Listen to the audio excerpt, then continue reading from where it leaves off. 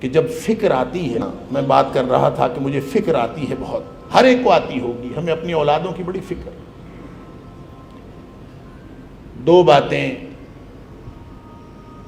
یہ جو کچھ ہو گیا ہے اور جتنا بڑا انقلاب ہم نے دیکھا ہے، ہماری نسل نے، میری اور آپ کی جو نسل ہے، ہم نے جو انقلاب دیکھا ہے نا، یہ انقلاب شاید جب پہیہ ایجاد ہوا تھا نا،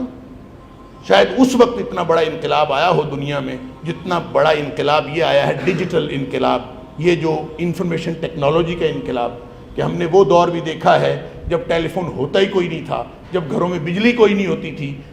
دیہات کے دیہات بغیر بجلی کے تھے، اور آج ہم وہ دور دیکھ رہے ہیں کہ وہاں یہاں کالونیوں کی کالونیاں ہیں جن میں بیک اپ بھی دے دیا گیا ہے، اور یہاں ڈیجیٹل ورلڈ،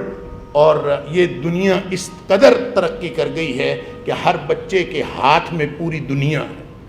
ایک ٹچ کرنے پہ وہ پوری دنیا کے ساتھ کنیکٹ ہو جاتا ہے۔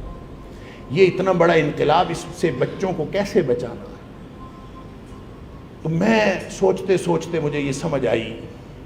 کہ یہ کیسے ہو سکتا ہے کہ نبی کریم صلی اللہ علیہ وسلم کا دیا ہوا دین،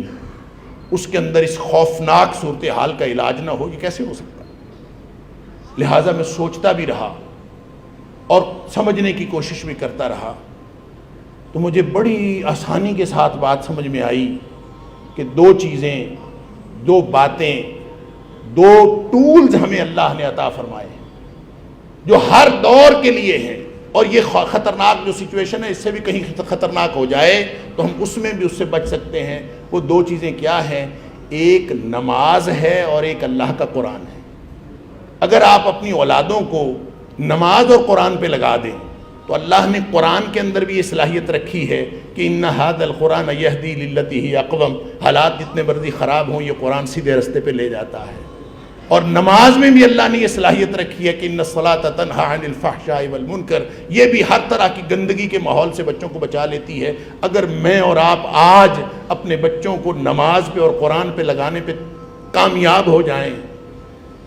اللہ کرے ہم کامیاب ہو جائیں، تو امید ہے ہم اپنی قبروں میں سکون سے سو سکیں گے۔ اللہ ہمیں اپنی ذمہ داری ادا کرنے کی توفیق عطا فرمائے۔